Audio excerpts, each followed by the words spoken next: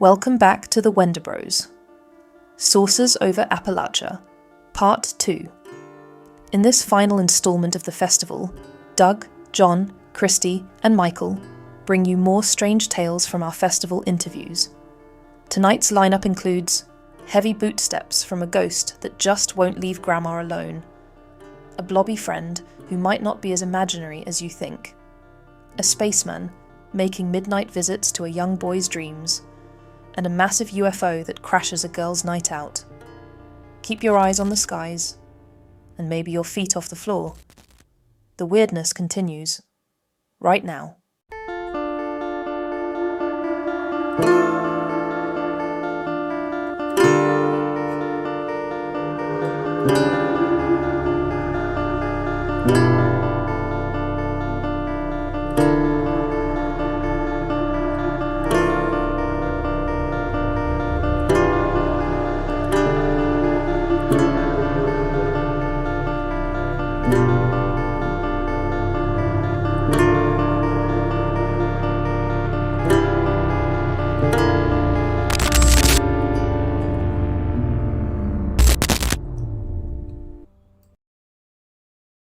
Once again, tuning in to the Wendibros. I am Doug, and we have John, Christy, and we have a mysterious ghost in the room, a fourth Wendibro that we summoned. Who's that? Ah, there he is. Is there? If you're in here, give me a sign. Oh, I'll take it. I felt it. So, John, what are we talking about tonight? Tonight, we're going to finish listening to our stories that we got recorded from the Saucers Over Appalachia Fest. Can't wait to hear the rest of them. Yep. So we've kind of put that off a little bit. We've had a lot going on, I guess, and so we had a big interview with Natalie. We had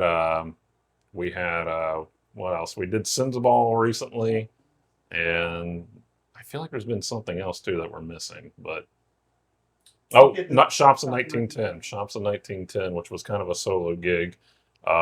Which I think turned out pretty well. So, and I know that on Reels and TikTok and stuff, it's done pretty well. Just got to get people to listen to that full episode. So, but we're kicking off the second episode of the Saucers Over Appalachia Festival. So, to anyone tuning in from it, and saying, hey, are you all going to do it or not? Yeah, we are, and we're really apologetic about that. We didn't mean it. Just life happens, things happen. We had a lot of big things come up. Not to say that this wasn't big too, but I think that we got a lot of exciting stories in here too. And hopefully, whenever we end it, I think we're going to be going a little bit extraterrestrial again. And no offense to Natalie, if she listens to this, I'm sick of aliens. I'm sick of extraterrestrials because it's all my feed is. But I do know that the ghost in the room tonight may have a lead for us that we may have a big break, here soon. So he's doing this right now. I can feel it in my psychic energy. He's not on camera tonight. But we're going to find out. So I kind of feel like we're going in blind a little bit because it's been so long since we did the festival, and we had a lot of fun there. I think it was a blast. I think we're going to be doing a lot of that here soon. I know that we have TBR Con coming up. So for Christy, she has a book being released, which we're all really excited about. That's a very big convention, a huge convention over in Knoxville, Tennessee. And she went ahead and volunteered the Wendibros to go there and do our thing over there too, which you never know. You might see a Wendibros book come out eventually. I know John and I've tossed around the idea a few times for that. And if you come to the festivals or if you come to the event, that's we typically have our files out there for you guys to read and and not take with you, but to read. Tonight, though, the exciting part is that we're going to be announcing a winner for the Wendibros T-shirt, which is what I feel the most guilty about. Now, granted, if you did tell the story, you got a free poster, and the posters were pretty cool. That's the posters were nice. So let's go ahead and we'll go into story 1 of the night, which I think is story 6 of the total anthology. Story 1 of the evening, The Sound of Heavy Boots. All right, I'm here with George, and this is Doug and John with the Wendibros at Saucers Over Appalachia. George, you have a story for us today. Why don't you go ahead and tell us a little bit about that? I lived in, I actually live in Lebanon, Virginia, and I lived in a house at one time. There's a lot of activity in the house. Hot Wheels would roll across the wooden floor all the time, and I thought it was just me. But at late at night, I would hear hiking boots walking through the house. Right. And I'd hear it all the time, and I would tell my girlfriend at the time, and she thought I was crazy. And so one night in bed, I sat up and I told it. I said, if you're there, let me know you're here. And I had actual Bowflex that I would work out with. All my chains on my Bowflex just fell off the wall. Yeah. And this was late at night. Yeah. So I lived in front of a church, and to get to the church, you would have to walk through my yard to get to the church. And my wife, or my girlfriend at the time, her grandma was very, very religious. She pretty much stayed at the church and done everything with the church. So I would keep on telling about these hiking boots and walking through the house, all this paranormal activity that I would get in the house. And, every once in a while you'd hear stuff. You'd think you'd see stuff, but nothing's there. So we was eating dinner at her grandma's house, and like I said, I've never told anybody this but her. And her grandma said she was at the altar praying on her knees, and said the back door opened to the church. She heard it open, and she said she heard hiking boots walking behind her, and it said it stood behind her for 5 to 10 minutes while she prayed. And she said it just turned around and walked back out, and everything was fine after that. So it was so I'm assuming it was like a malevolent spirit in a way. I'm guessing. Like I said, that house had so many weird things going on with it.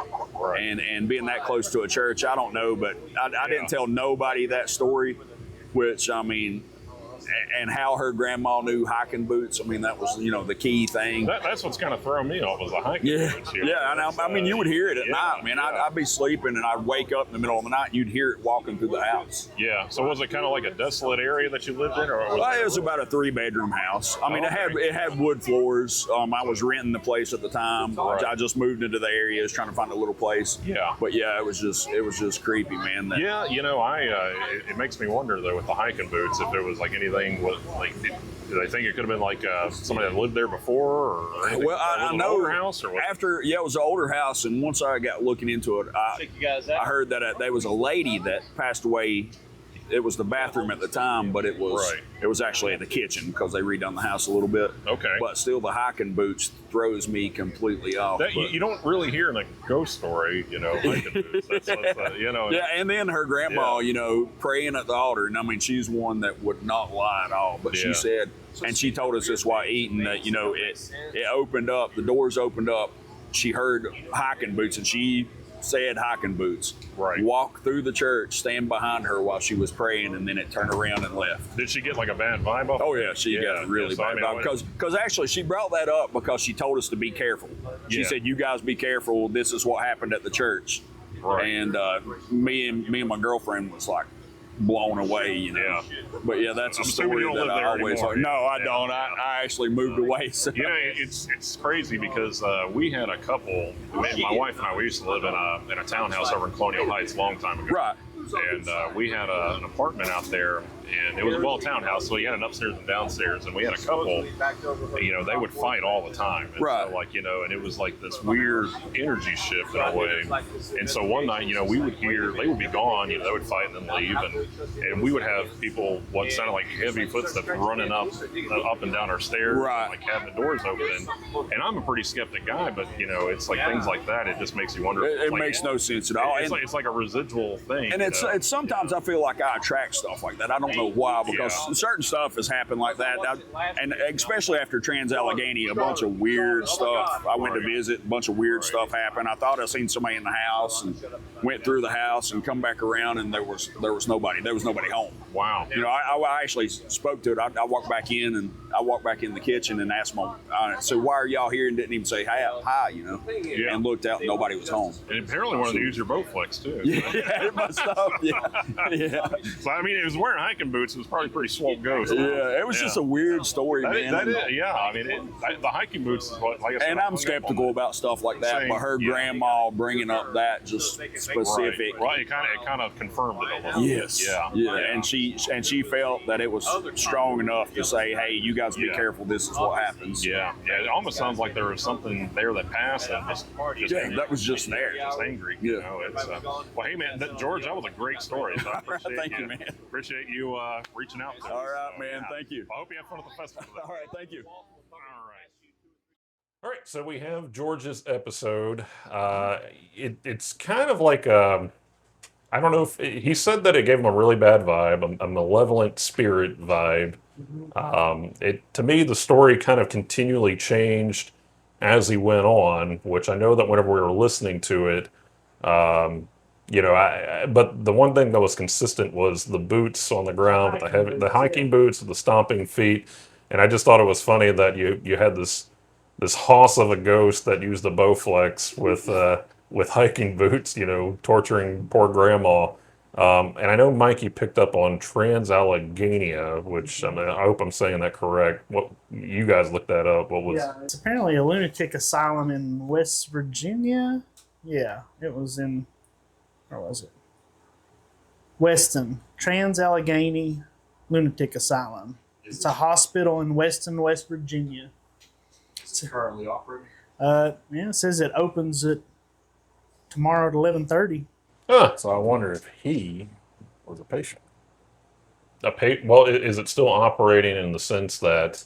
It's a national historic landmark. So more than likely, because I think that whenever he came to us, he said he had a lot of stories and that he was a paranormal investigator himself and that he was drawn to things like that. Mm-hmm. And I know that whenever he mentioned whenever he said Trans-Alleghania, I didn't really know what he meant until, Mikey asked. And so you guys looked that up and it turned out to be a mental institution.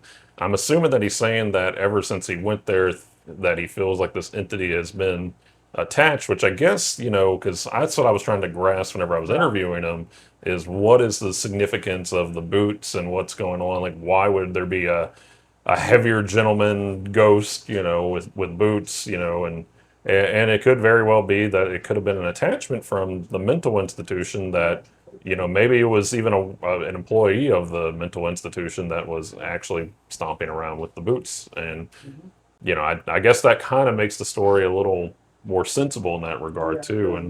And Big Hoss guard thing, he got to go back. That's right. Rounding him up. Well, what I'm thinking though is that maybe because they probably would have had like a workout room and stuff in a mental institution. Maybe that's I don't know.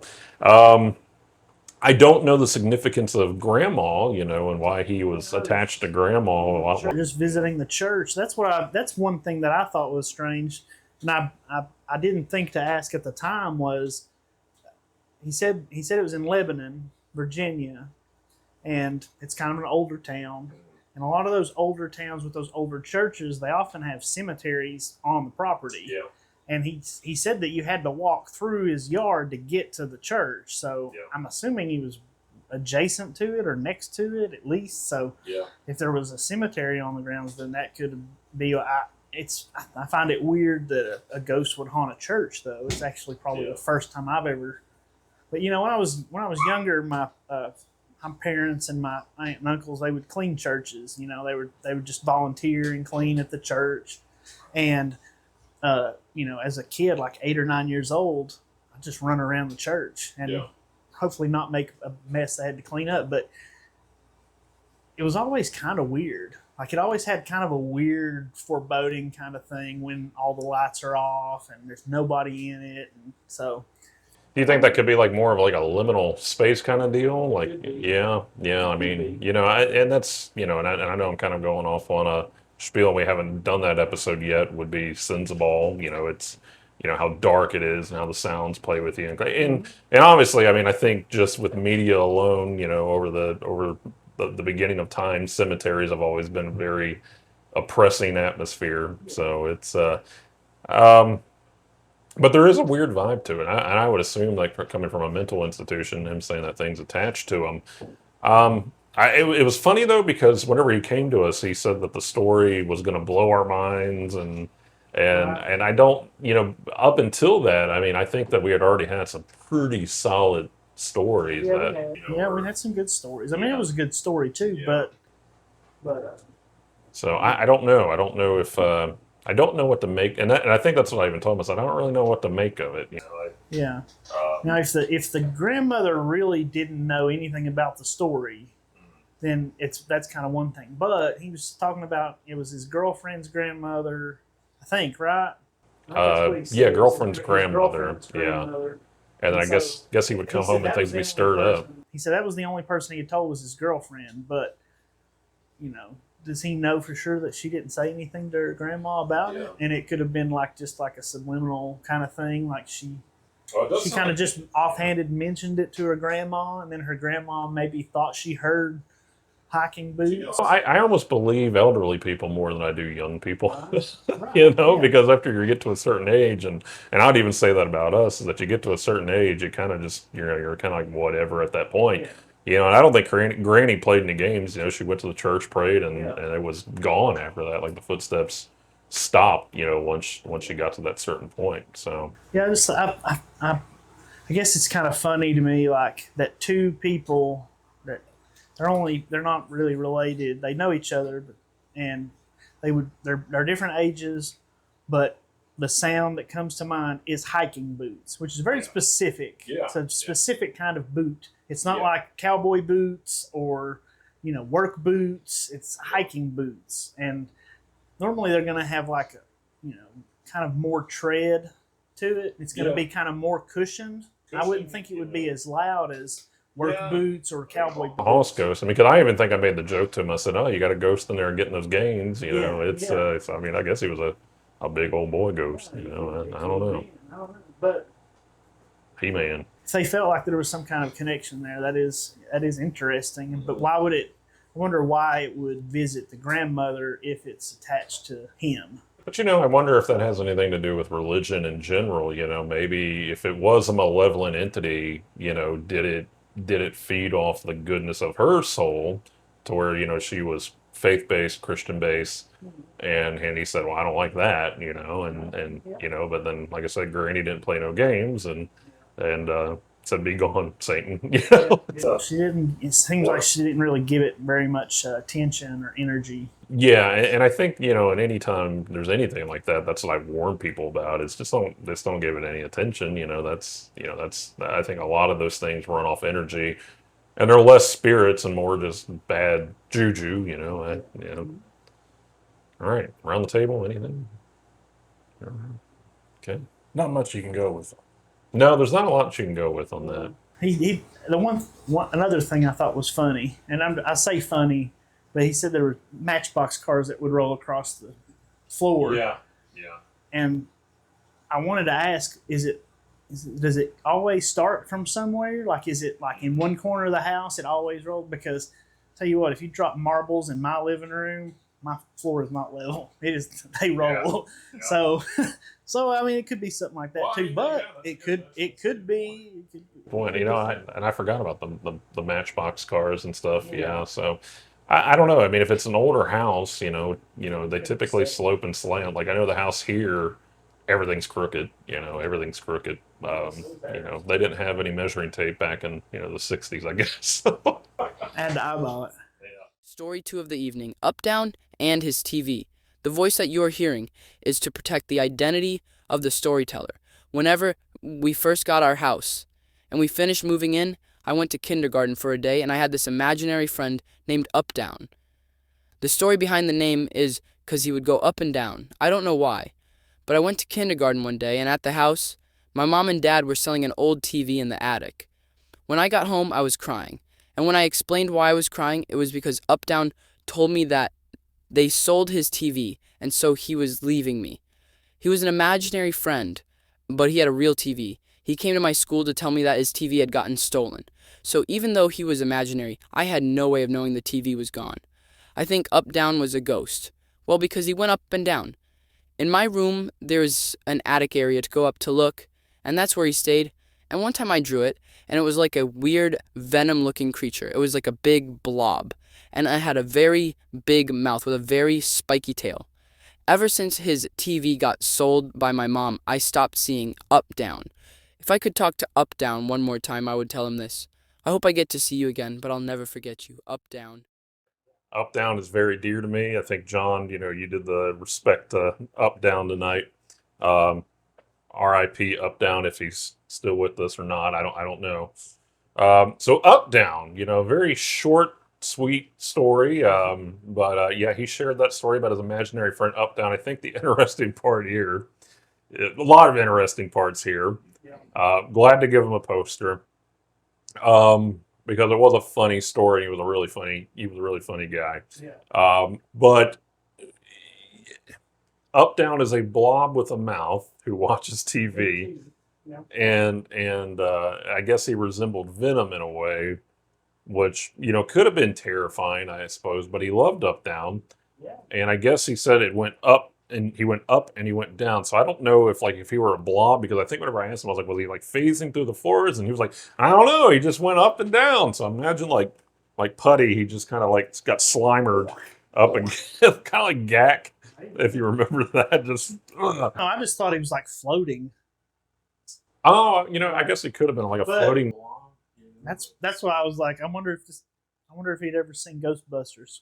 Could you imagine if you died and you came back and you were just like a blob with a mouth and you just wanted to watch TV?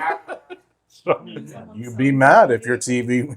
yeah, because you're not going to Find somewhere else. you can't go to Best Buy and get a new TV if you're a blob. I'm pretty sure they have a no blob rule there. Right? Turn off the TVs when they close, so how are you supposed to watch it? So, but yeah, Up Down went up and down, and he disappeared after his TV got stolen. Sold.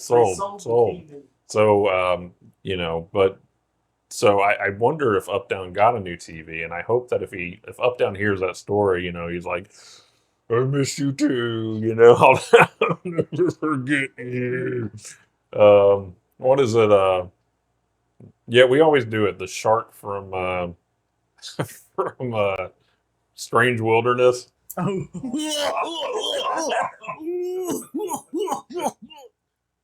So Up Down. Not a lot to say about that story. I think everybody's had an imaginary friend. In this instance, this imaginary friend had a TV, and it's not.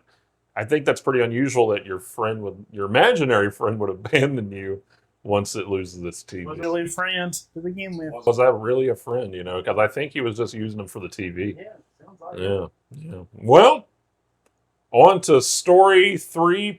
What is it?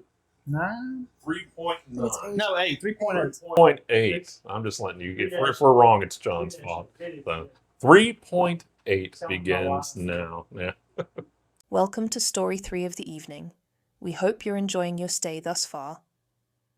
And now, Mason and the Spaceman.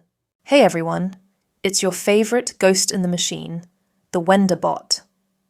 We had a lot of folks at our booth during this story, and unfortunately it compromised Mason's story a little. Mason told a great story, but in order to preserve it, we have decided that we dub it in order to keep its integrity and weight. Whenever I was a child, about 3 or 4 years old, I used to sleep in a bedroom with just my little brother and I. My little brother, he was still a newborn at the time. In the room next to my brother and I is where my mother and father would sleep. During the night, I would wake right around midnight or so. I would wake up as a child frozen in bed, and beside of me I would see a white silhouette figure, and it would just stand there. No sound, no nothing, but it would just stand there.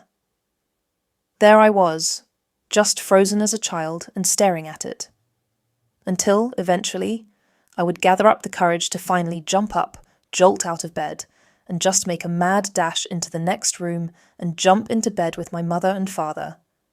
And I would always be hollering, "Spaceman!" My mum would have to take me outside into the cold air just for me to calm down. I would just repeat it, "Spaceman! Spaceman!" As a child, that's the only thing I could relate it to. It resembled an astronaut.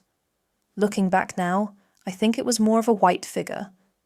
You know, just kind of a roundish, soft body, but just enough of a silhouette to where you could tell it was almost like a humanoid silhouette. There were no facial features. It was just a white human-shaped figure. It would just be standing there beside my bed, and it would happen periodically through my childhood and for years after that. Until this day, I was never able to figure out anything about it. I am familiar with sleep paralysis, but this didn't line up with other stories I had heard. It followed us after I moved. We moved to another home, and then it would begin again periodically, up until I was about 4 years old. After that, the incidents stopped. They halted, right up until my teenage years. And then it started again. Just a white figure would be standing there. As I'd sleep, I'd wake up, and it would be there beside the bed and just standing there. It wouldn't move, no noises, just kind of there. And then I would eventually wake up, get the courage to where I'd just take off. I never felt threatened by it, just more a neutral feeling. I don't think it meant any harm, almost like an observation in a way. It was just there to observe. Just the fact that it didn't belong, and because I was a child, it just frightened me at the time. I haven't thought so much of it as a UFO or alien. Nothing extraterrestrial. Personally, I think that it may have been something more spiritual, like an angel. Oddly enough, while I was working at a horse farm, I managed to catch an object in the sky. My boss's son pointed at it while I was working. The object was non-reflective, metallic, and then it was gone as soon as it appeared. It just disappeared behind the clouds. Gone. I'm not sure if it's related, but that's my story. Okay, so that was, what did we say? That was story 3.8, is that correct? Okay, so we have Mason, who gave to me, I feel like a really great story in the long run, and I guess what were we going to call that? The Spaceman? The Spaceman. So the Spaceman's very near and dear to our hearts. You know, we used to do short films back in the day, and that was one of my alter egos whenever we used to do a short film, Spaceman. So what I think is interesting about it, and I tried to really gauge him on that, is one, Mason was so, and again, this is on me, you know, it's sort of like don't judge a book by its cover, you know, because when Mason walked up, you know, he was a good old country boy, but you know, there's whenever he started talking to me, he was very articulate, you know, he was very, you know, he was very convincing, and I appreciated that. And again, that was on me on that end, but then he gave me a story that I thought was very tangible, and I believed Mason whenever he talked about that story, and I gauged him, and I said, you know, Mason, this sounds a lot like sleep paralysis, but not sleep paralysis, because we're talking about, you know, typically when people have sleep paralysis, from everything I read, and I know we got 2 people in the room with us that have dealt with it. I don't know if you ever dealt with it, John. I personally haven't. I don't want to deal with it. It sounds absolutely terrifying. Not something I ever want to deal with, but whenever you hear about it, I know whenever they've talked about it, it's that there's an evil presence, you know, or a dark entity, you know, you hear about like the Hat Man and stuff like that. And in this instance, he said that, and there was kind of like a contradiction there though, because he said he didn't get threatened, he didn't feel threatened by it, he didn't feel like there was anything negative about it. He didn't even think that it was alien, you know, because the way he talked about it, you know, I asked him, like, do you think it could have been like an extraterrestrial?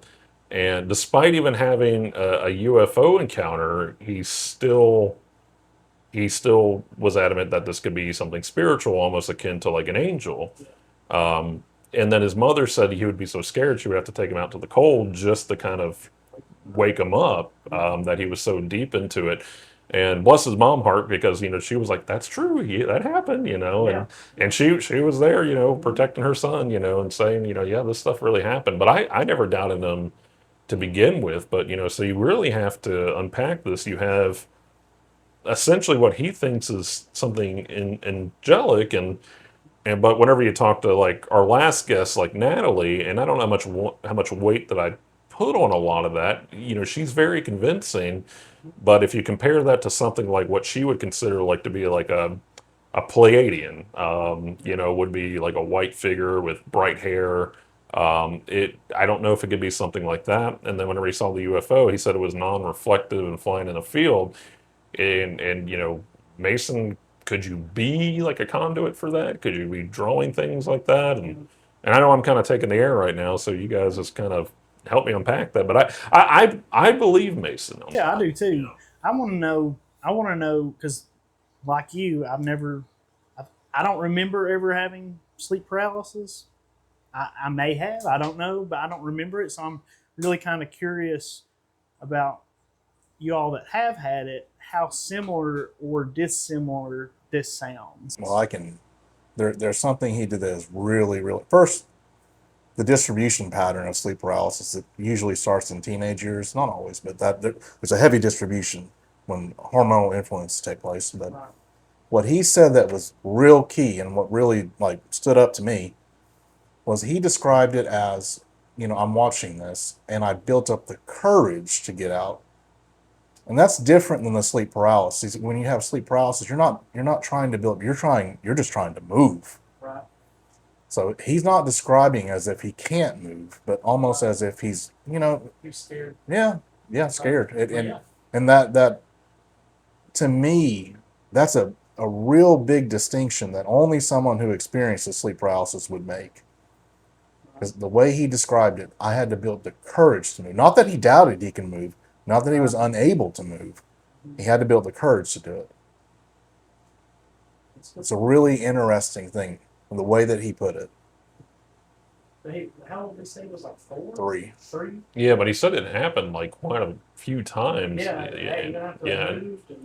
Yeah, and he said that he hasn't really dealt with it in the past few years, and I would probably put him in probably like early 20s whenever we talked to him. He was a young man, but it doesn't sound like it was that long ago that this stuff was still going on, and that's what I told him. I said, hey, if this happens again, we'd really like to talk a little bit more about it. I know, Christy, you said you had something to share about sleep paralysis, but I was just going to share my experience with it because mine's always the same.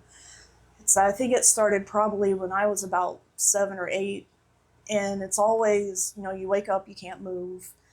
But mine has always been, it's almost like a black wire that will be in whatever the furthest opposite corner of the room to me is, and it just slowly comes out of the floor and it'll snake its way to me. Like, I've never seen like the shadow people or thinking there's a fire downstairs or anything like that. It's always been this wire that just slowly makes its way to my eye, and then finally I just kind of jar out of it and it's gone. Is that pretty similar to what you go through, Mikey, or is it? So it used to be so frequent that I kind of got used to it, and I knew when the episode was happening. And this is why when he said I had to build a courage, like, I understand what he's saying. I get so used to sleep paralysis that I would break it down into, okay, the way I'm feeling, this impending doom, it's not going to harm me. I would talk my way through it. But if I can just move my pinky, if I can just move my toes, I'd break it down to the simplest things to get me out of this. Yeah. It's a real, what really gets you is you are unable to, you don't believe you can move. Yeah. You're restricted. Right. Yeah. Like, all you can really do is kind of gurgle at first. You can't even really talk. Wow. What did you see? I've had so God bless him, my roommate Bryce, the worst encounter I ever had. I've heard this story, yeah. I had sleep paralysis, but this guy had night terrors.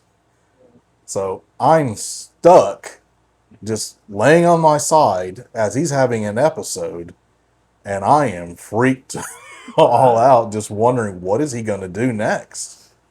But you didn't have any like pattern or consistent thing that you would see. So at that time, most of the time when I had sleep paralysis, I would be on my stomach sleeping. And that's unusual because most people have when they're on their back. But I had it on my stomach, so I was just stuck looking at whatever I could just see, and I couldn't move my head, couldn't do anything. But there was always, what the hell's right behind me? Like you were, Feel something. you were just, yeah. I mean, that's the first thing you do as soon as you can move, is get your whereabouts, your bearings. It's like you sit up, you're gasping, I mean. The way that you guys describe it, though, it almost kind of sounds like, where, like, and I'm not trying to compare, but like where I have panic disorder, like the way you guys make it sound, it's almost like that encroaching feeling right before the panic attack actually sets in. Like, you have that impending sense of doom, you have that severe dread, you feel like you're going to die, like something bad is going to happen. You just don't know what it is, and then it hits. At that moment, whenever it hits like the height of it, do you guys come out of it panicked? Do you guys come out of it, It's a relief to me. Relief? It's relief. Okay. Massive Okay. relief. So I never really have like deep sleep. I usually stay in that, REM sleep. or whatever's before REM sleep. And there have been times where I can actually feel the sleep paralysis coming on. You do kind of get sensitive to it. And then you can I would like jerk my head or move my arm and it would go away, but then it would come back. And if I didn't keep moving, I was paralyzed. You can almost tell the nights that you go down, like, oh It's man, going to happen. Yeah, Yeah. you can. It's like, oh man, it's going to happen. So, like, for you Keep guys, the light on. For you guys, do you all think it's more mental health related? Do you think it's more neurological? Do you think it's just, you're still stuck in a dream state that you're in, or do you feel like it? Because a lot of folks, whenever they have it, they say that, like, they believe there's a huge community out there that believe like it is like you're tapping into the unknown, and that it is something supernatural related, like you're going into like what they would call like the shadow world. Do you think it's anything as I never mystical got as something feeling. like that? No. My sense of it was, after so long. This is bullshit. Well, Yeah. it's like I've never been harmed. I've never died. Yeah. So, I kind of rationalized that, I'm stuck. Mm-hmm. But you can't help it. You cannot help this feeling like you're like something bad is there. Now, I never, other than my friend who had night terrors, I never. That just made it more heightened. That and was an worse. unbelievable Yeah. experience.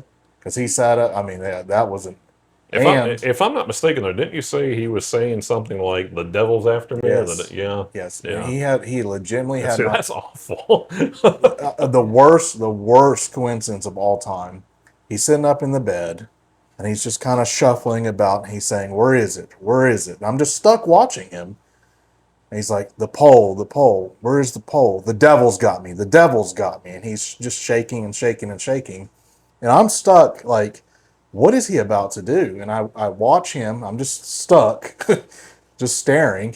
And he goes out the dorm room. And I'm like, oh, my God, what's about to happen, Yeah. And so my girlfriend at the time, his aunt, lived in the same dorm.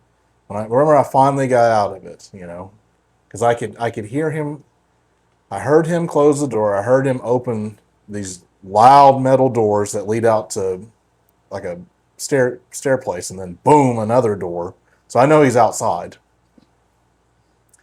And when we find him, he's just looking straight up at a tree, still out of it. And his response to it was just let's just go back inside, leave me alone, because he knew he actually had to take a drug, and I can't remember what the drug was called. I think it was called Rimron, though.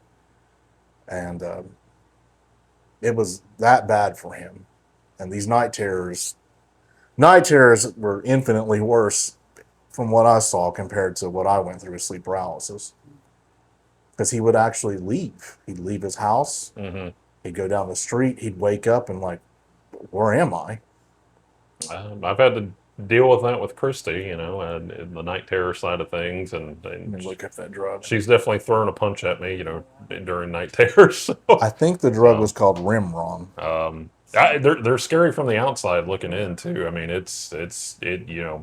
you deal with such a primal fear is what I got from you whenever you've had them in the past, and I guess as far as it goes, though, what Mason's describing, how do you guys feel it correlates with it? Do you think it's the same as sleep paralysis, or do you think that he's experiencing something differently since you guys have actually I don't dealt think some- what he experienced is sleep paralysis. No, Right. because Okay. because what he said, it's just so distinct. Yeah. What he's saying is, I'm building up, because I know that too. I know what it's like to be in bed and you notice something, but you don't want to get noticed, and you're just kind of observing it, because he's not describing being frozen, and that's what you feel with sleep Yeah. paralysis. You're just stuck. He believed he could, if I can just build the courage, I'll go to my parents. Well, I think the comment that I made to him was like, "Do you perceive this as being like a guardian angel?" And he said, "Yeah, like I would akin this to like a guardian angel." Well, even an angel would freak out a 3-year-old. Oh yeah. I get. Well, I mean, I think any of us would be. Like, what is it? Be not afraid. No. They have like 1,000 eyes. Yeah, 1,000 eyes, a bunch of fiery wheels, and but I guess the way he described it though as a spaceman, it almost makes me think of like a UFO. But again, he was adamant about it not being a UFO, and so I mean, but could it have been? And his general perception is this being is peaceful, it's nice, it makes me feel safe. This must be spiritual. This must be an angel. But who's to say that? The way things are going these days, and everything we're hearing. Who's to say it's not all one and the same at this point? And throughout the history of time. Yeah, I Say do. about, go ahead. No, you go. Not the only way to rationalize something, it would be like if he was having like a recurring waking nightmare Right. or just a waking dream, because I do it a lot. I'll be half asleep and I'm dreaming. Right. Yeah, So- and he seemed to be not completely awake by the time he got to his mom and dad. Especially if And- she had to take him outside. Yeah, she had to take him outside to wake him up the rest of the way, so he was still kind of out of it. So, but I think you do make a good point that he felt like it was spiritual. He at first he kind of said it was a neutral feeling. Yeah, it yeah, wasn't you're right, a good or neutral feeling, bad, yeah. It was just neutral. It was just watching him, and normally it's a dark figure, but he said it was white. And when I remember that about the story. And when I went home and I told Lily about it, she was like, "Oh, you mean like a seraphim?" And I was like, "I didn't even think about that at the time." Yeah, but I guess if you go in biblical terms, though, the way he describes it doesn't, the appearance wouldn't be like a seraphim. Yeah, I know. I know that there's a couple of different mentions of seraphims in the Bible, and they don't always correlate. Sometimes they do. They have like three sets of wings. Yeah. And but sometimes they're like with blinding light or fiery light, and it could be something like that. It could be an interdimensional being. It could just be some kind of spiritual being, some kind of other angel. If it's not just in his head. I mean, Yeah. Well, and I guess you do make a good point, though. Maybe it could have been a seraphim, because I guess the way they've also described it is that they would sometimes, conceal their image in order to make it easier to digest for human beings to look at something like that, because you wouldn't be able to really your mind wouldn't be able to handle, perceiving the actual depiction of an angel. I don't know, and then you also hear about within the extraterrestrial world about or beings of light, like the illuminescents or what they call them. Could it have been like an illuminescent? But he did say that it looked like a spaceman. Like it was humanoid. it was humanoid, and the interdimensional side of things. If I am putting on my tinfoil hat, I kind of buy into the idea of parallel dimensions. I think to me it's all but proven at this point. Especially with the amount of deja vu and everything we have going on, and I think Mikey and I were talking on the phone today about different psyops going out there. It's I don't know. I think here's the thing: I can't say if what Mason went through was true. He believes it. He believes it, and because of that, I believe what he's saying. Right. But and if you notice, this was the first one in the series tonight. Not to discredit any other stories that we've heard tonight. It was the first one that got us really talking you know, and engaged with it a little bit more, because there is a large, and I think that's actually what I told Mason. I said, man, I said, if you go down this, it's a massive rabbit hole. And he goes, I would love to make more sense of it, but at the same time, though, I kind of just want to leave it alone, because I guess, you know, his general perception is, you know, if it happens again, it happens, but I don't want it. I don't want it to happen again. Right. So I can't put enough weight on the distinction he made that I have to build the courage to go to my parents, as opposed to I'm stuck. Yeah. But when you're 4, do you think you'd make that distinction? Yes. Like in the moment though, Yes. if you're 4? Because I think that within fight and flight, a Yes. 4-year-old's gonna want to flight. I used to have an unrealistic belief that my BB gun could protect me. Right, but he couldn't until he built up the courage. So maybe he was just actually paralyzed by fear until he wasn't. The feeling of sleep paralysis is you are stuck. Like I guess the way, because I've heard Christy describe it, and I've heard other people describe it, is that when sleep paralysis hits, you cannot move your body. Like, because I mean, I guess what they say, like, you know, the whenever you have it, you know, your everything that releases for chemically to keep you asleep, you wake up during that state. So your body literally you were unable to move. You cannot. That's why with my logical mind, I broke it down to if I can just wiggle my finger, my toe, anything, I can get myself out of this. Yeah. Well, it doesn't sound like he was experiencing that sleep paralysis, unless there's just different types of sleep paralysis. I don't know.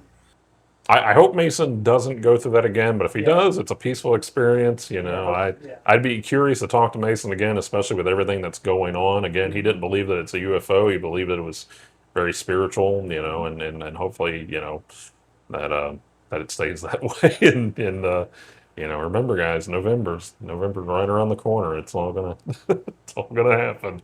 All right. So we are moving on to the last story of the night, and it is going to be a big story. So buckle up, because it's 17 minutes. But I think, and her name's Channing, and I'm excited about Channing's story. And I just to give some, you know, background on it, Channing circled our table multiple times, coming by and talking to us. And she really gravitated towards you. Yeah, she kept coming and she would look at us. She would look and she would kind of walk over, and then she would stop, and then she would just kind of look around a little bit, and then she'd kind of walk off, and then she'd go away and come back. And yeah, I don't know if it was building up the courage to share her story, or if she was just waiting for it to not be crowded, or if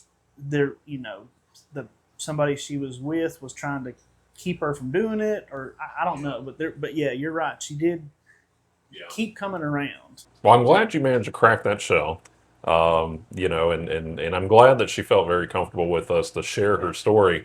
And I think you hit the nail on the head on the first one, is that, you know, I don't know if she was just afraid, you know, because whenever we talked to her, she was very hesitant to share her story and what, you know, people may think about it. And, you know, and we got a really sweet message from her saying, you know, if people are more like you guys, I think more people would be more comfortable sharing their stories. We're not here to, you know, make fun of you guys. We'll have a lot, you know, Up Down was a clear story. You know, we laughed about Up Down. But you hear Mason's story, and we're like, you know, I think you got something, man. This is wild. So we're going to go into Channing's story. Buckle up. Thank you, Channing, for sharing this. This was the longest story that we had, and she was very apologetic about that. And we kept having to say, Channing, don't apologize. You gave us the first full-length one that we had. So it does feel like this episode's zooming by. Don't worry, we got it covered, because Channing will take care of that. So we're going into episode, 4.8, 4.9 on the Wendibros. Everyone, this is Doug with the Wendibros. We are at Saucers Over Appalachia with John. And we have Channing, who's going to sit down and tell us a story today. Channing, what do you have to tell us? So I saw one of the, again, like I don't know like I said, the colloquial sort of name of the black triangular 3-light UFO phenomenon that people would see. But I did see one of those. I believe 12 years old. The summer of 2001 to 2002. Actually, is exactly where. So it was the summer between there. I was with a friend, very young. I wasn't under any kind of substance or anything. Just two kids in the middle of a faster. I lived way out in the country. This is about an hour outside of Charleston in a big horse field. There were some street lights that just sort of ran along the 2-lane road down at the end in front of the field that we were in. We're just laying on our back, sort of thinking about, oh man, we're, dumb kid stuff where we're thinking about they were going to be starting high school this coming fall. And you see so many stars. Like, it was one of the prettiest spaces I've ever been in. So that plays a key in it because we noticed out of nowhere this sort of like black geometric shape that would come to be a big triangular shape. It started to come toward us, like overhead, obviously. But it was coming toward us over the tree line, and we just sort of froze. Like, what the hell is that? It was slow, very quiet, maybe a low hum. That's what I was going to ask you, if there was any kind of mechanical sound. Yeah. But if there was a low hum, it was, if nothing else, maybe it was just like it felt like there should have been a hum, but it was very, very quiet. But it was so low, we didn't say anything, and this lasted a few minutes because it took a while to go overhead. So it's like it was approaching us. The point of it pretty much was it was just sort of off center of us. It was off center enough to where I was able to see the depth of it, like how tall the structure was. If it were sitting on the ground, you could see how tall it was. Building that's behind you is between 10 and 12 stories tall. So I would say it's like twice that. It was very, very, very very tall. So I would say at least 20 plus stories. I'd say no more than, I know it's a huge disparity, but no more than 50. But I mean, so when you say 20 plus, it's like, okay, what's the range? But I would say at least 20 stories. When I saw it, I was just sort of like, oh my God, how tall would I be standing next to this thing? And you'd be like, so it was actually really picking up in the sky, It's sort of just like, so my brain's sort of like. Yeah, I would say even the depth of it, what you're looking at, your perspective and everything, it was probably bigger than what you were actually seeing. In the Charleston, like South Carolina area, there's Air Force Base. And that was going to be one of my questions. And so you see aircraft carriers too. There's the Yorktown, so I'm familiar with going on field trips and seeing how big that is. So just height and everything. So it's coming over, and they did have the traditional 3 lights, but they weren't just like very singular sort of isolated lights. They had a big afterglow glow around them, enough to where I could see. I'm not a mechanic, okay? Right. If you look underneath a mechanic, like a car or something, you see like tubes and pipes, rivets and things. I could see all of that. It looked like. That's incredible. Usually you just hear like it's smooth or like nothing. But it was like that's what freaked me out so much. Is I was like, how is this in the sky? Like, this didn't make sense. So it was super low. Those lights, like I said, they illuminated tubes and pipes and other mechanical things. You could see bigger metal panels that were sort of building up, like that density that I was talking about, like that 20 plus stories. So it was a lot of detail, which freaked me out. So I was like, and it just cruised over, like I said, slightly. It definitely had a trajectory. It was intended. It was going in a very intentional direction. So you said it was pretty slow moving. Mm-hmm. Okay. Did you hear about how they can just kind of blip? Yeah, or they just sort of like like disappear, or like out of nowhere, kind of go straight up, or just saw that tip kind of come over, and then that height just slightly over, like just a wedge coming over. I don't know. You feel like your field of vision, so you're laying down. I could see like just barely like around the corner of my the range of my vision, left or right side. Yeah. What made it so there's no moon and everything, and so it's like, how do you really tell it's there? The stars are all blocked out, and it was so black and different and noticeable that you could actually see the color of the sky around it. It was very oppressive looking. Yeah. Oppressive, aggressive, and impressive. We just froze. I don't know why, but we never really talked about it again. But so it cruises by, and we just sort of like, as much as our neck could sort of crane and like, I bet, yeah. Look at what is this? I remember being endlessly fascinated because it was just so cool looking. And when it got far enough to where it was just beyond the house behind us, which was a couple acres behind us. I don't really know the kid, I'm trying to like measure that distance in my head. But we kind of slowly sat up and looked behind us. And you could see the depth, and it just kept going. And I don't know if it was going I think it was going more like along the coast is what it seemed like, not directly toward Charleston, but along the coast, like toward the beach area. So there was a coastline there too? Or? Okay. Within an hour away. But it was heading along that path. Just cruised by. I remember as soon as that was it was far enough away. You could see it all the way till it crossed over a tree line behind this property. And then it just, we got up, ran like hell. It went in the house and never really talked about it. Just sort of like this very mechanical. Yeah. I was like, how do you get, what kind of machinery can build something this huge, like on this scale? It was just crazy.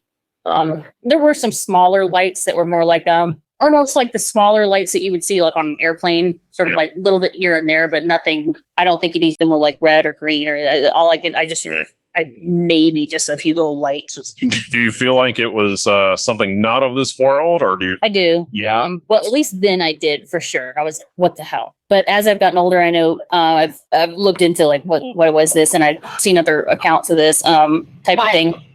I wondered, could this have been man-made? Yes, but I don't know what scale. Like how would something like that be created? Well, and you hear so much about the UAPs coming out of the ocean now. So whenever you said the coastline, it kind of piqued me a little bit. I don't know how much I believe it, but it's plausible. Yeah, it could have came out of the ocean or something and heading back. So I guess of that, how long did it take to pass overhead with something that large? Sort of like counting in my head, like. I guess we had a general fee. Yeah, I would say, I was going to count the whole thing. No, I just whenever you see things like that, you say, oh, it felt like an eternity, but I would say about, about 5 minutes. Yeah. Okay. So that's. So it was, again, it kind of felt like it's going to drop out of the sky at like any moment. Like, somewhere in that area, there were always rumors of, so in school, they were like, oh, there's areas like, hey, don't drive past that. The area nearest there that we heard spooky-ish things about, like, don't go in this certain area, you'll get in trouble. There are a bunch of signs like, do not exit your vehicle, exit your vehicle every couple hundred feet or something. Was near Green Pond, South Carolina. Okay. So this is in the Colleton County area, if that helps at all. I'm not overly, I've been to a lot of states. South Carolina is one I've never really explored much of. Yeah. So, but it's, I've driven through there, but never really, stopped to explore anything. Were you intrigued or more afraid or like? It was I was definitely, I'd say, more afraid than like when you look back on these things, you're like, now I'm just more intrigued. So yeah. So you said you saw this with your friend, is that correct? And so I wanted to reach back out to her. That's what I was going to ask you, is if she still talks about it or if she. As far as I know, she was from a very very conservative family, and but yeah, she's I don't know, maybe a religious purpose that she didn't really talk about it. Strangely enough, I don't know if maybe it was related to that, but we didn't really keep up with one another. A month or two later, when we got into school. That was pretty much it. So I don't know if that had anything to do with it. Yeah, no, it was weird. I was like, why isn't she talking to me anymore? Did you feel anything like residual after that? Like, did you feel like queasy or did you feel like weak? I felt just very uncomfortable.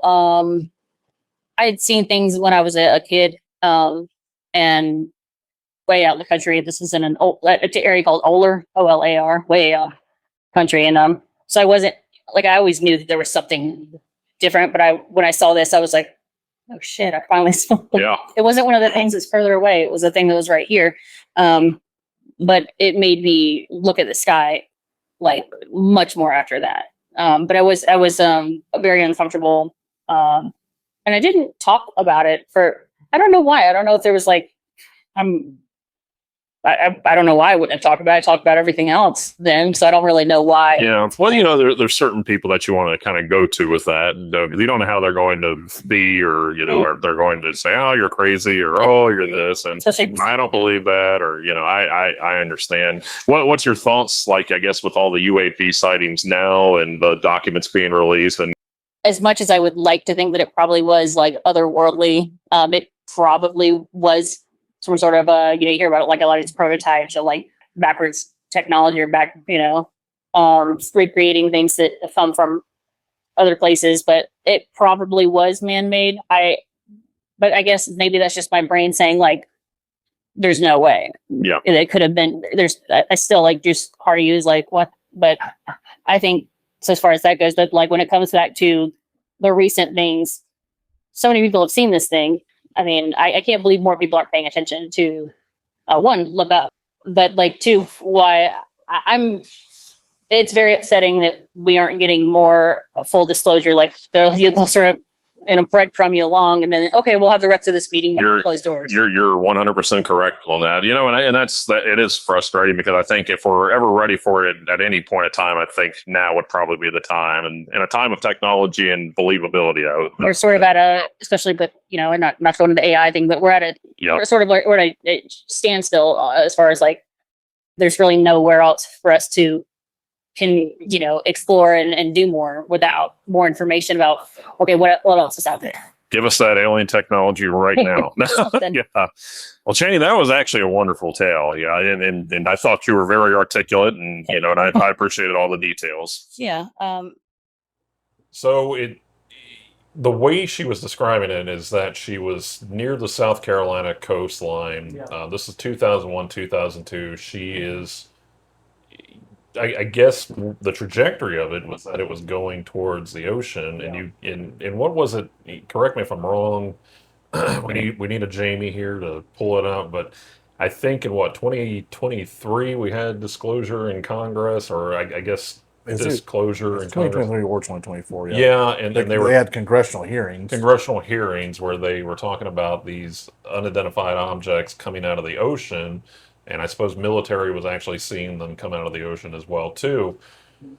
I guess whenever you look at it, and she was really curious about the idea of how do you build something like that on land without anybody seeing it? And, and I guess if you had to go through that, and if it were truly going towards the ocean and going in there, you could talk about the expanse of the ocean. I know you had mentioned while we were joking around that, the ocean level rising. Yeah. Why does it have to be built on land? But yeah, that's what I'm saying. Why does it have to be Arsenal gear? Arsenal gear. So yeah, so we can go down the Hideo Kojima rabbit hole. Hey, he told us. Hey, well, the last time I did a podcast, I talked about Hideo Kojima through PT. So Kojima's always listening. He's already predicted this. We already know. But Arsenal gear was built underneath the ocean. Yeah. Well, so in the current 3D world that we're in right now, we can also look at the idea of oil rigs and how massive that oil rigs are. There's a lot that you can build within the ocean if you have the right engineers to do that. Yeah. I don't know, and I guess if you're going to go somewhere that's hidden, there's a lot of the ocean that hasn't been discovered. Yeah. We know more about our land masses than we do the ocean, probably than we ever will know with the technology that we have. Yeah, the only thing that I wonder about that is that with as tall or as big, I mean, maybe it wasn't as tall, maybe it was just big, but I know if it was that tall, the pressure, when you get that far down into the ocean, that pressure is so great that I mean, they probably do have the technology to be able to, build underwater like that, but it would take a lot of technology, a lot of strong manpower and resources just in general. But I guess if you can talk about that too, is the pressure of space and the vacuum of space too, building something like that in there too. Now obviously, if there were extraterrestrials, we would perceive them, if they have the capabilities of getting here to Earth, that they would have the capabilities to offset a lot of that, or maybe build it on a planet that they're occupying, if any of them are occupying it, looking at you Venusians. So still not sold on the name of Venusians, but I think what makes her story interesting, and just to kind of add context to it too, Natalie approached us immediately after we talked to Channing and told us about that. And the way Natalie perceives them is to be very peaceful beings, like they're not here to harm you. And we're not saying that Channing was harmed, but the one thing that I took away from that is that she said it was impressive and oppressive. whenever that happened, and that, it gave her a very uneasy feeling. She did not necessarily feel safe. When I was asking her, did you feel nauseous or anything like that, I was asking more akin to radiation, or frequencies or waves. Did you feel any kind of symptoms after that? She said, I just felt uneasy, which I would imagine if you saw something that big, you would feel pretty uneasy. Yeah, yeah. Well, I mean, I don't think that your mind can comprehend something quite that large. And the one thing that she was looking for is disclosure. What did I look at? The other thing that I tried to touch on with Mason was there, was there an airstrip nearby? Was there a military base? And I believe Channing did say that there was a military base out there. Who's to say that we didn't build that underground? Who's to say that we didn't? Now, the size of that lifting up, moving through the air, could it be reverse? And I think she was saying maybe they backwards, I think what she was trying to say was maybe they reverse engineered something. Could we have intercepted, interstellar technology and refabricated it for ourselves? And that was kind of a test pilot on that. It could be. I would imagine, though. I mean, yeah, how could it have gone unnoticed? But she did mention that there was a humming, or she thought there might have been a humming. Yeah. She said it was very quiet. If there was, she said it even could have been in her head because she kind of assumed there would be or thought there would be. But yeah, that's very interesting. I mean, I would assume that you would hear something. I mean, how in the world could something like that big stay up? Well, you did touch on something there. She said that it could have been in her head. Now, you think about something that large moving through space, or not through our aerospace, and with the pressure and the vacuum, and the circumference of it, that would change the pressure in the air to where you probably may have a hum or like some kind of vibration coming from the ship that would resonate inside your head. You could possibly hear the hum inside your head if it's that large. The other thing too is that she said, and you always hear like, oh, it's like perfect spheres, or like, these beams of light, or like it's, essentially a ship without flaws. Yeah. Hers it's very industrial looking, that it was very mechanical looking, that there was a lot of pipes and tubes with lights on it. I don't know how much I buy into the technology that you hear on the news all the time, unless like, it was drone technology to where it could be that smooth. And, I know a lot of folks these days are recording UAPs and UFOs, and it's like perfect spheres. And all I'm thinking is like, how the hell did they get into it? Is what I want to know, is how tiny it could possibly be. Saying, well, I saw a meme the other day that like the thing in November is Vegeta and Nappa coming down, and so like somebody was like, Goku better start training here soon, like he's got to get ready. So, but Goku, I guess in the timeline would be dead right now, so Piccolo and Gohan better be. So Yeah. So all jokes aside about, and I hope that Dragon Ball's true, but I hope it's the new, True to me. the true, yeah, true to me, and and that is our new biblical times, Dragon Ball. I can't perceive nor conceive the idea that these beings are fitting into these unless there's some kind of hyper advanced technology that we're able to miniaturize ourselves and get into this.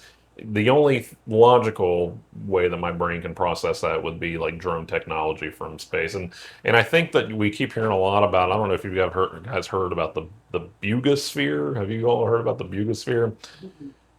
So they found it in Mexico, and it's just this sphere with designs all over it, and they're saying that it came from space and that no technology on Earth can cut it in half, and that's what they're running with. It's on tour right now. I don't buy it. I don't think it's true. I think that if you really dig into it, they say it's an art piece, in that it was by an artist and he planted it there, and in order to get attention for it, well, he got it, or they got it, whoever they are. I don't buy that kind of technology that we're fitting, these extraterrestrials in there, unless you want to go down the rabbit hole of light beings, and then I guess that you can say that. what this resonates with me on would be, I guess, what they're saying. I sent that thing. I think that to you. I sent that to you guys the other night, and I don't have the article in front of me because my phone is being used as my camera. I don't know if you guys can pull that up, but it was there's a mothership supposedly coming in November, and I guess Harvard scientists are saying that it could possibly be a hostile ship. I don't think I buy that because, for one, how the hell do you know? And then NASA's, being contrary to it and say it's just another asteroid, it's just another moon rock floating through the sky. The thing is, though, yeah, the New York, but yeah, I can. And so I guess what they're saying though is that it's the size of Manhattan. Now I do think that there's a lot of discrepancies, like on what they're actually putting in there. Just to read it, newly discovered Manhattan-sized interstellar object zooming through our solar system has been identified as a comet, but two Harvard scientists argue that there is reason to believe that it is actually an alien probe. Now, whenever you look at it though, and so this, was interesting because Mikey called me today and we were talking about it. And whenever I was reading the article, it did say that it was stopping by Jupiter, Venus, and Mars, and they were saying that they were using spy technology to observe those planets, and that it's eventually supposed to come to the sun and then hide behind the sun in order to observe us, so that way we can't see it. I don't know what you would have to get that close to the sun without there being some heavy damage to it. And again, I would assume that if they have technology that can go 130,000 miles per hour, I don't know if I'm buying that. But I guess it is moving at a rapid pace. Now, what they're saying, though, where they're becoming contrary to NASA, is that whenever they look at it, they see lights, they see a ship through these telescopes. NASA's saying that it's comets on there too. According to what they're saying is that it's going to stop at the sun and that it's going to be around that proximity. What I'm talking about is just, do they have a heat shield in order to kind of block the radiation, the UV lights, and again, the intense heat that comes from the sun. I know in the South right now we're dying and we're far away from the sun. I guess if you really want to think about it, and it's burning us up to a crisp. Now, I'm trying to think about where I'm going with this, but I just don't know how much I'm buying into it. Now, Mikey did call me today, and he had mentioned that I guess you had a friend that's a delivery driver stop by and do a package drop off, and then I'm assuming a freelance independent observer of planets noticed this craft in the sky. Is that correct? So I have to be careful about how I say it, but yeah, he's been monitoring it, and he's more than just a hobbyist. He has the credentials and he has a sophisticated system for tracking it, and he can get a real good view on it. And I just know what my friend told me. My friend told me that you can look at this object, and the takeaway that any rational person would have is that this is not a space rock. Mm-hmm. And the guy with his computer or his instruments, he can measure that this thing has exhibited unnatural flight paths, that it can slow down in a deliberate type of way. Right. So, did he have any identifiers on the spacecraft? I mean, did he say what he saw? Yeah, but it's flat. That's how he described it. It's flat. Flat and very, Were there any lights, anything illuminating off of it? Because the pictures that I've seen have shown multiple lights on there, or colored pattern lights on there as well too. Yeah, I don't know. He didn't tell me that part, no. But Yeah. it's a flat shape that does not look like a space rock. Now, I don't know the fidelity of the images he's getting either. So Yeah.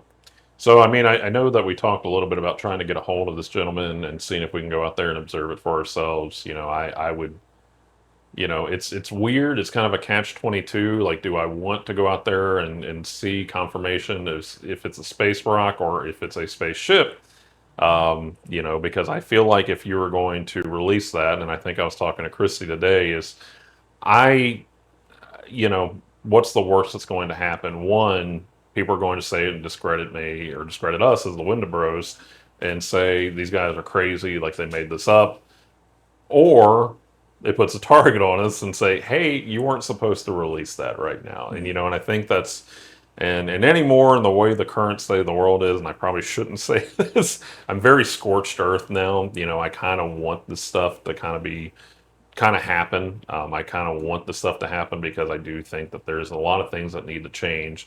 And if we're going to change them, we have to be truthful, you know. And then the other rabbit hole you can go into, and again, putting on my tinfoil hat, is could this all be fabricated? Now, granted, I don't think that you can look out in the expanse of space through a telescope and see what you would perceive to be a spacecraft and that be faked. I don't know, but on that end, though, you know, if we were to look at something like Project Bluebeam, something comes down, I wouldn't put it past our government, you know, or governments in general, they use this as kind of a false flag and stage something like this to where we could say there's an alien invasion and guess what, we got New World Order. You know, that would be my biggest fear out of all this, you know, and to give a very, and sorry John, I know you're but to give a very dark statistic about it, there was supposedly released documentation that if this does in fact happen, which again, I'm not saying that in November nothing will happen,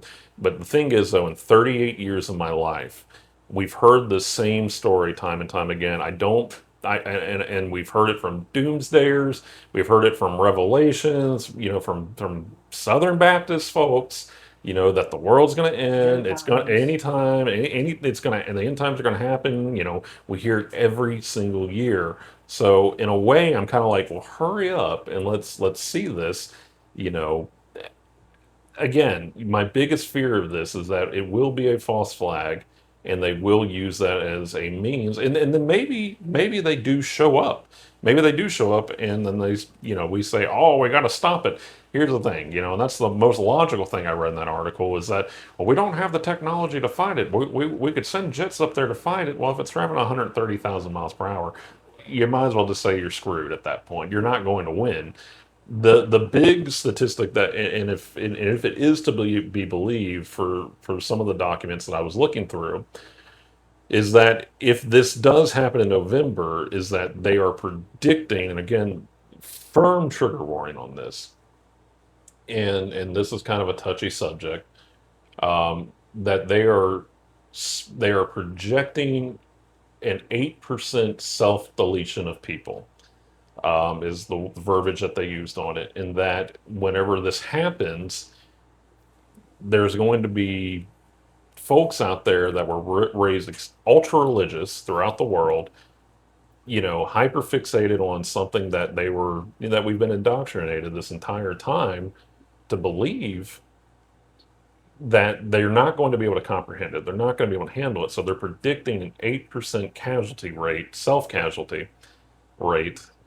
You know, and I don't know if I can use the word that I'm implying here, but if you take 8 billion people, we say, oh, well, 8% is not a lot. Well, 8%, or I'm sorry, if you take 8 billion people and you take 8% of that, that's 640 million. 640 million people that are at risk of self-deletion because of this. Who's to say that's not orchestrated? You know, and I don't know. You know, it's that speculation on that end too. You know, so I think that we have to be very careful at the same time. I'm saying, yeah, let's see it because the proof's in the pudding. I'm getting tired of hearing about it, but do we really want to know? Is what I'm saying. So I'm sorry, I didn't mean that. No, you're fine. No, that is a curious point because I'm wondering how many of the religious people who, you know, may self-delete, like you said, I wonder how many of them might actually embrace it and believe that it's God. That's another kind or of thing, yeah. Angels or whatnot. But what I wanted to say earlier was that they probably could fake a ship in the sky because they made Michael Jackson dance again. I mean, but you know, but that's not. No, I don't. That's not an invalid point. I don't think. I think it would be very difficult. But it's possible. I think we have the technology to be able to do it. But and I was talking to, and I got so frustrated reading that article. So Christy was laughing at me the other night because I was talking about, you know, I got so pissed because of how, and again, I'm not going to choose my word on how stupid people can be. So in Las Vegas, whenever the game Asgard's Wrath 2 was getting ready to release, they used a very advanced hologram to show, like, I think Loki or a pharaoh ripping out of a tear in the sky. From from what I understand on the on ground perspective is it looked very realistic. And then you have, and we actually covered this in the Wendibros. There's a clip of it, so I'll probably clip it in here of us going through it, and saying, "Man, you give me a break." But so it rips through, and then there was a guy that was like, "This is the end times," like like we have demons ripping through the sky, when it was literally a promotion for a video game. There was nothing nefarious about it. There's people out there saying that the sphere in Vegas is evil, like it's an interdimensional portal. The problem is though, yeah, we could fake a spaceship in the sky. We absolutely could. But where I start to struggle is, what Michael tells me today is that a guy is perceiving what is to be a large spacecraft, and then they're also saying that's going to be hostile. I don't think that we can understand if that's going to be hostile. Yeah. We don't know. And more than likely, I think Christy made a joke, they're probably on vacation, they're out sightseeing. Oh, look at Jupiter, look at this. Oh, can you believe it? Eporp, we got our vacation days, and they could just be out sightseeing. It could just be a general observation, which, if it is true, and I'm not saying that it is, that's what I would lean more into, is that this is a general observation. They're going to come down and they're going to say, let's see how this petri dish has been doing after so many billions of years. Man, they have really screwed things up. Let's get out of here. They're bringing out a new satellite. Prometheus. But and I actually thought about Prometheus after we got off the phone today. I think Prometheus is one of the greatest documentaries ever made. It's, I don't know, but it's. I think that there's, and that's one thing that I challenge Natalie on too, is that we have this idea, and I got a little bit heated talking to you today. We have this idea of aliens, and for the most part, I think people have a general acceptance of the idea now. Like, I think if we were ever going, and that's what I told Channing during this, and I know I'm getting on a tangent, but that's what I told Channing. I think that if there was ever a better time to release it, I don't think you're going to have a better time than now, because people, with the advancements in technology and everything, go ahead. I don't think people are going to be as shocked as you think that they are. I do think that there is going to be a problem for those that are going to say, man, everything's a lie, but in a way, I think that and I've always said, like, despite, my religion, I think that science will help us find God. I don't know. It's, we'll see. We'll see in November, but then again, we hear that all the time. The most valid thing that I think that you and I ever covered was probably in Florida, whenever you had the extra or the interdimensional beings in the mall, and the news anchor flat out said, where's all the video footage? Where's it at? But all these people reported it, and why did you have 100 police vehicles and military rolling in if there was nothing there? I don't know forever, but I think if anything, is if we were to find out about something like that, I think our governments are more worried about, us having the knowledge of it rather than anything. Assuredly, if it's fake or not, the government is going to manipulate you. I mean, I think we can all agree on that. All political differences, aside in this room, we can all agree on that. I mean, we can all agree on that. Again, I know that, we're kind of getting in a tangent. The other thing that, pisses me off, though, is, you have Natalie saying that these are peaceful beings, and for the most part, all these star seeds are saying these are peaceful beings. Who's to say that's not a conduit for a mass gaslighting? And what I have the biggest problem with, and that's the reason I brought it up, is that 74%, I think, stated that, and again, the data was a little bit weird, but 74% stated that you have those that report a very peaceful interaction with extraterrestrials, while you had 40% stating to Harvard that this was very negative experience, and then they were diagnosed with PTSD. I have a big problem with, and I know Michael laughed at me today whenever I said it, but I have a big problem with non-consent. You know, who's to say that you're allowed to abduct us and perform experiments on us and us be your, you know, your cattle, so to speak? If you're abducting cows and experimenting on them, who's to say I'm any better than a cow and you're abducting me and you're doing experiments on me? So in a way I want it, but I don't at the same time, you know. Just leave us to our BS down here. Well, to be fair, I do think she did say that there were some factions. They tend to slip through the cracks. Yeah, some different factions of alien lives that were outside of the Federation, right? Yeah, Is that the Galactic Fit? Right. So I'm sure if that's true, then I'm more likely to believe that there's going to be some bad aliens and good aliens. I mean, but that could just be the fallacy of trying to assign human. I think that your brain is going to try to process it. We're going to try to put the human condition onto something that we don't understand. So it could be. I don't think it's anything unlike history in the beginning. I mean, you look at the atrocities of human history and what we've done to one another, but there's people out there that sympathize with it. You know, I think that we fall into that territory as well, too. You know, we're going to find some way to find comfort in whatever atrocity that may be, too. And I'm hoping that they don't wreck into us, you know, and they just say, hey, we're going 130,000, let's hit this roadblock, you know. 130,000 miles per hour, I can only imagine the damage that you could do. And especially if you're the size of Manhattan. Yeah, no, it'd be gone. We'd be gone. That's what I told Christy that the other night. I said if they wanted to, they could just, you know. Yeah, but if they want to watch us, then why would they wouldn't destroy us. What do you Right? watch? I don't know. So, with all that being said, Channing, that was a great story. And you really got us thinking and talking. And I think honestly, the wait for this, I'm just going to justify the wait for this episode, was to kind of go in hand to hand with the Natalie episode and along with the news that we're getting with all the UAPs. But I mean, you scroll through TikTok and you're constantly seeing these people, you know, videoing these flying objects in the sky. I think if there's going to be disclosure, it needs to happen now. So, with all that being said, does anybody have anything to add to my long tangent? Anything at all? Nothing? You guys are quiet. Sorry. I'm not quiet. You're not quiet. Yeah, you're not quiet. So, we have to pick a winner. So, out of all that, we've had great stories. So, we've had Hannah's mother. We've had Sam King. We've had Anonymous.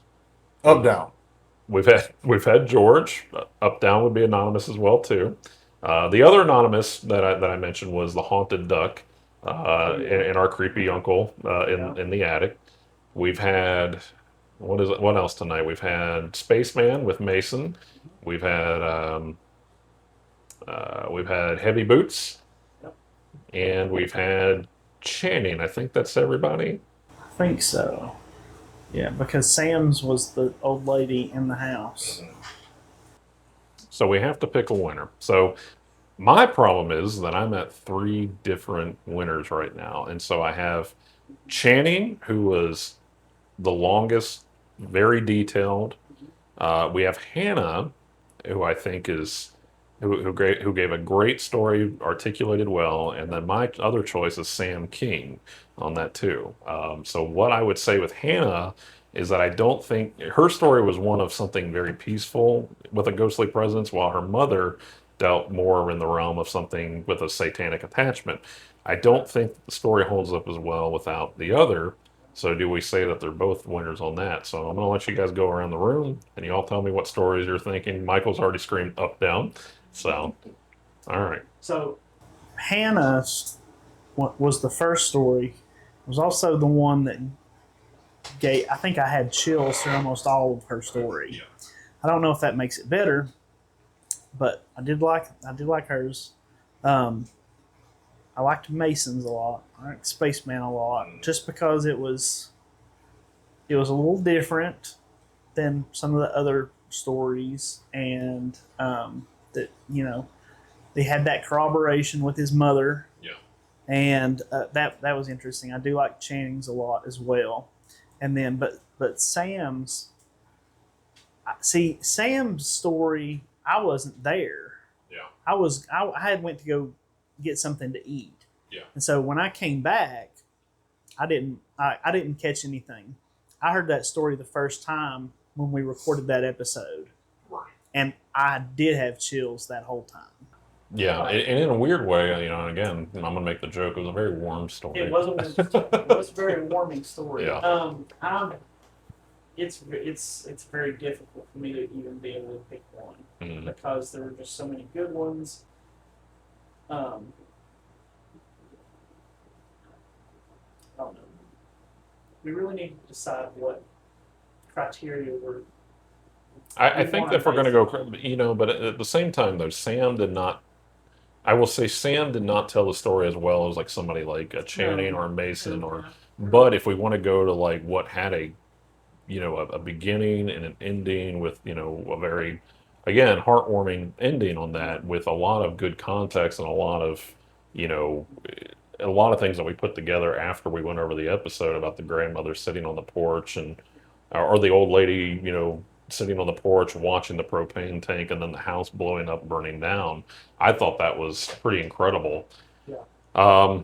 Right now, my choices are probably Channing, Sam, and Hannah. And then I think that we can go around the room and then we can probably gauge it from there as well too.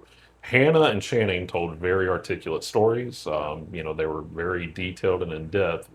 The only thing that's holding me back from Hannah would be her mother's story going along with it. But it was a very beautiful story. So yeah, I don't know. Thinking back, I'm not sure if they were connected. I think they were they just both happened to have stories. Yeah. But there we did discuss there could be connections. There may not be. We don't know because they didn't really. Yeah. But I guess the grandfather, in a way, though, was able. I think they all tied together in a sense because you almost had like this good presence, sort of being in there with like a negative entity. Yeah. So, Yeah. If you had to, I guess, choose three or choose three. Okay. I'm gonna pass because I've got four and I need to whittle one down. Okay. Christy, out of all the stories, what do you think? So my personal favorite, just because I love wacky things, up, down. But realistically, and I have to agree with John, the warmest story gave me chills too. Mm-hmm. I'm terrible with names. You said that was Sam? Sam. Mm-hmm. So my choice is Sam. I think it's a pretty clear choice. Okay. I really enjoyed Up Down as a story.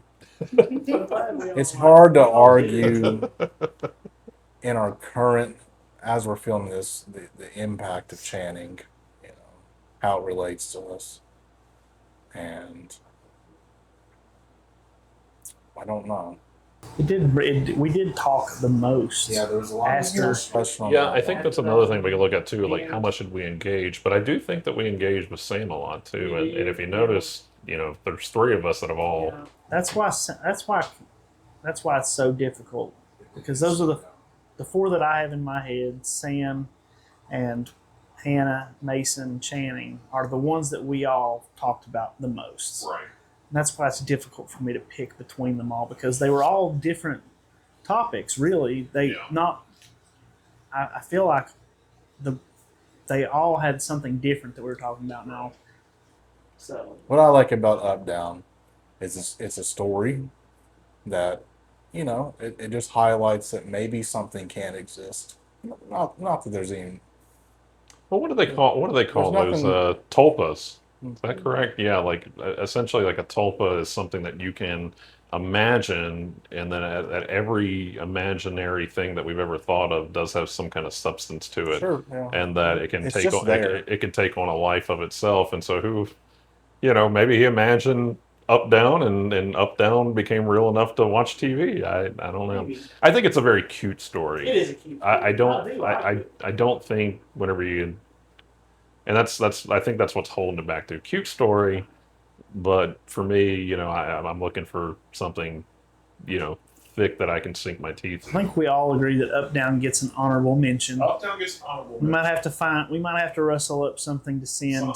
something. I think and I want Up Down to watch this. It's, Come back, Up Down. And there was, if you listen to it, there was a little bit more to Up Down being just an imaginary friend, because his mother sold that TV while he was at school, and Up Down came to the school to tell him that his TV was gone. That's what he. That's the thing. I wasn't sure if that's what he meant or not. Yeah, and because he said there was no way that he could have known that she sold the TV. But I still can't get over the idea that it is just an imaginary friend, and again, this could all be imaginary. I don't know. But going around the room, I think that if we had to, and almost like even if we don't pick Channing, I almost want to, and that's the problem, is that we're too nice. Even if we don't pick Channing, I still want to do something nice for Channing, just because she gave us such a long. Well, she did say that she would be. I believe she said she'd be willing to talk about it more. Yeah. So I think getting her back on the show. I think we would. I would like to get. I'm going to cast my vote, and we can go around the room. You guys can disagree with me, but I'm casting my vote for Sam King. I agree. So Sam King. So Sam King, Michael, I'm sorry, but we're going to do something nice for Up Down. We're going to try to reach out to Up Down.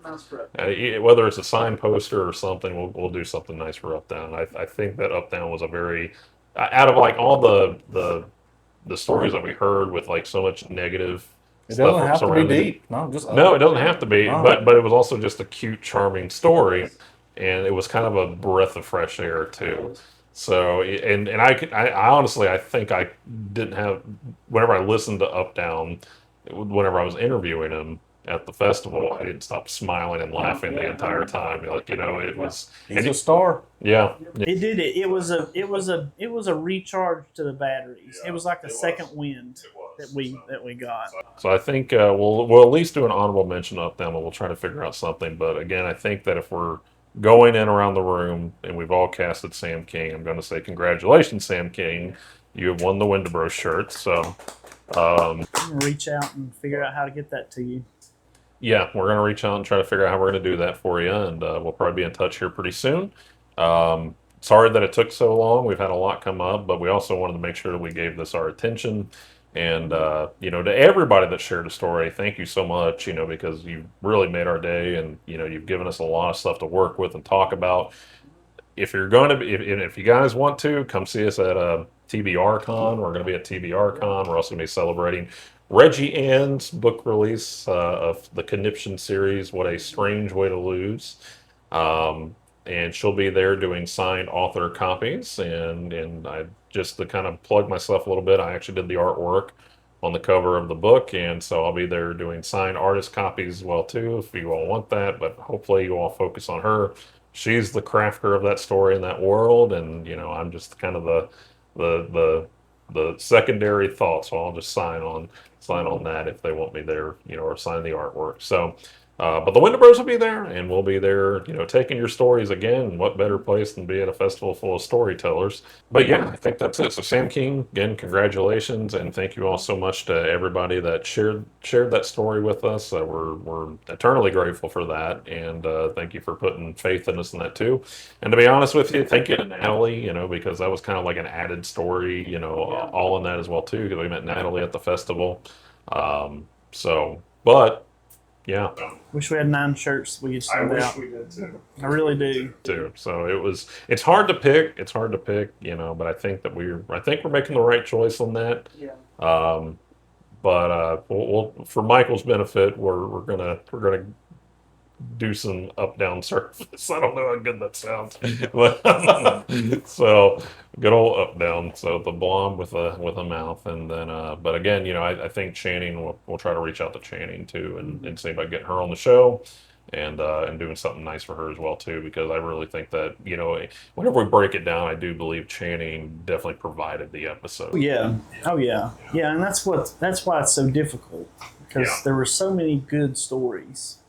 I think that Sam's the one that we all agree on. It's in all of our lists. Yeah. So I think that's the fair one to pick. And I think that's how I kind of boiled it down. Is like we all said Sam, you know, and I think that's, you know, so I think that one resonated with me. And again, to me, if you boil down what the Wendibros are, Appalachian paranormal folklore, Sam King's was very Appalachian. It was very Appalachian. So, and I think that would be a story that I would read in an Appalachian folklore book somewhere. And you never know, Sam. Yeah. So be on the lookout for John and I. We may end up writing some new age folklore with you guys. So, all right. Well, guys around the room, anything y'all want to add before we shut it off tonight?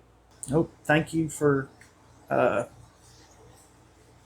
you and Leanne Warren really put a lot of effort and money into getting us to the festival. And you sponsored a lot of it, and without that, we wouldn't have been able to do this.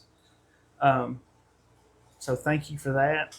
I want to thank my wife for the shirts. Yeah. No, big shout out to Lily for the shirts. The shirts look awesome, and they're very comfortable, and the design does not fade. Does it glow? Does it glow in the dark? Mine was glowing. I laid in bed the other night with it, and it was glowing in the dark. Yeah. I don't know if I think we told people, but it is really cool because they do glow. They do glow, and that was really cool to find out. But thank you. This is so much fun. I'm enjoying doing this. These are good stories. So just thank you to everybody in this room and everybody who shared with us and gave us something fun to talk about. Yeah, follow us, like us, blow us up. We want to do this for a living. So, all right. Michael, Christy, anything? No. Just happy to be here. I hope listening to this format has encouraged others to talk to us. Yeah. And that's a good point. You know, I hope that the takeaway here is that you feel comfortable and that you have a sounding board. And I think that's what we got a lot at the festival too, is that people felt comfortable to talk to John and I. And I want that impression going forward, is that, you know, we're gonna share a laugh, we're gonna probably have a little bit of fun, but we're not gonna make fun of you. We're not bullies. We are literally your Wendibros. So, and I think that's a good way to end. We're laughing with you, not at you. That's exactly right. And everybody's a bro. Doesn't matter your gender or anything. Everybody's a bro with the Wendibros. So, guys, thank you all so much. That's a wrap on part 2 of Sources over Appalachia. A huge thanks to everyone who shared their strange encounters with us. It takes guts to put your weird out there. And congratulations to our storyteller winner, Sam King. You've earned yourself a shiny new Wendibros T-shirt. Wear it proudly, and maybe it'll ward off unexpected spacemen. You can also catch the Wendibros live at TBR Con in Knoxville, Tennessee on September 13th and 14th, 2025. We'll have a booth alongside our friend and author Reggie Anne, celebrating the release of her debut novel, What a Strange Way to Lose, Book 1 in the Conniption Series. Until next time, keep your ears open, your cameras ready, and your boots light on the floor. This is Wendibot, signing off, and remember, the weird is always listening. The Wendibros is brought to you in part by Leanne Warren LLC. The theme song Midnight Remembrance was composed by Songs of Salem.